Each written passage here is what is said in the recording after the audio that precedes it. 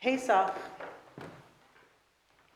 the first of our pilgrimage festivals, is known as Zman Cherutenu, the time of our freedom. Shavuot is Zman Matan Toratenu, the time of the giving of our Torah. Sukkot, Shmini Atzeret, and Simchat Torah are Zman Simchatenu, the time of our joy. This year, with the first day of Sukkot coinciding with October 7th, it was difficult to hold on, to grasp that joy. And then on Thursday, we received the news, we received the news that our hostages, all our living hostages, would be coming home.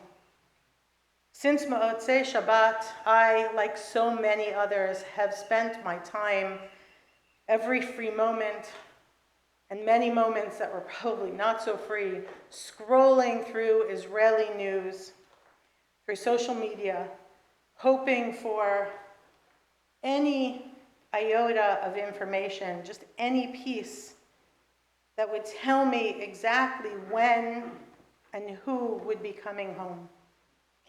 Mostly, I saw the same things over and over, but as families in Israel were told that their loved ones were coming home, there were some beautiful moments. I saw a picture of Omri Miron's daughters, Romy, age 4, and Alma, age 2, packing suitcases for their father with smiles that could light up a room. For the past 2 years, Lishi, Omri's spouse, has been taking the girls outside every night to say goodnight to the moon in lieu of saying goodnight to their father. I watched Emily Damari celebrating in the center of a group of close family and friends of Tzvi and Gali Berman, who was a close friend of hers. I watched a video of the family of Segev Kalfon packing a bag of his favorite things to give him when he arrived. And I saw that the Bring Them Home sign in Tel Aviv was changed to welcome back home. Sunday evening into Monday morning, with multiple tabs open on my computer, I watched Israel's news and the live stream from Kikar Hatufim, Hostage Square, where tens of thousands of people gathered, many more on the highways and the roads leading to the hospitals, and thousands upon thousands of people logged in from around the world. We knew this moment would be bittersweet. 28 families will never hug their loved ones again. Hamas is already playing games with the remains of the additional hostages.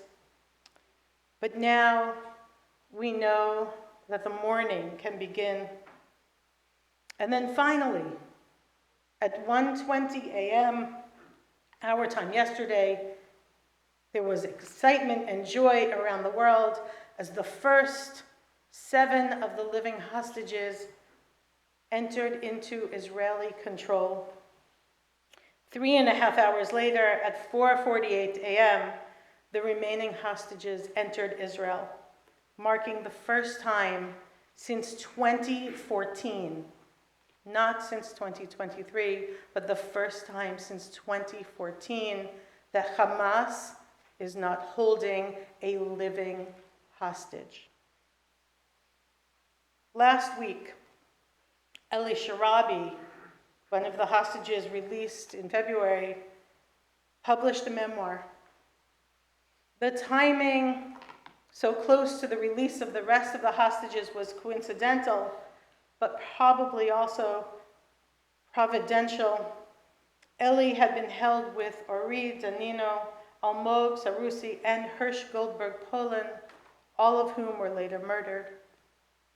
He spent the majority of his time with Alon Ohel, who returned yesterday. Eli was freed, as I mentioned, in February, and his memoir, the first memoir to be published by any of the hostages. It ends with him only recently visiting the graves of his wife, Leanne, and his daughters, Noya and Yahel, for the first time. Regarding this visit, Eli writes at the end of his book, "This here is rock bottom. I have seen it. I have touched it. Now, life." Each and every one of us must take this statement to heart.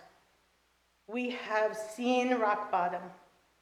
We know the evil in the world, and we must no longer allow it to be our focus. Now is the time for life. Today is the Yortzeit of October 7th, 2023. We mourn those who were lost over the last 2 years, those murdered on October 7th, those killed in captivity, the soldiers lost in battle, and those for whom life became too heavy and have been lost to us since. They are no less dear to us than the friends and family whom we have held, whom we have hugged. But today ends 2 years of limbo. Today there is a sense of closure. Today we no longer need to move through life surrounded by a cloud. Today we will embrace Zman Simchatenu, our joyous time, and tonight we will dance. We will never go back to where we were on October 6, 2023. Every one of us knows this. But we must act to make Jewish life better. The past 2 years are over, and no longer can we allow Judaism and Jewish life to revolve around anti-Semitism and the negative news we see daily. History has taught us that these things will not disappear.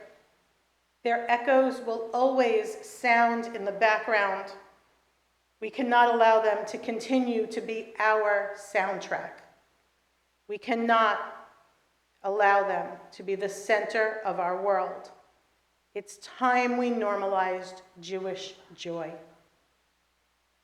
Our Torah reading this morning concluded, Hag HaSukkot Ta'aseh Lecha, you will hold the pilgrimage of Sukkot, V'samachta Bechagecha, and you shall rejoice on that festival, Ata Uvincha Uvitecha V'avdecha V'amatecha V'halevi V'hager V'hayatom V'ha'almana Asher B'sharecha. You and your son and your daughter and your maidservant and your manservant and the Levite with their family, and the stranger, and the orphan, and the widow within your communities, v'hayita ach sameach, and you will be so happy. We've been here before as a people. Not just after the Holocaust, we have been here so many times throughout history, and every time we have responded by grabbing life. We have responded by holding on to Judaism.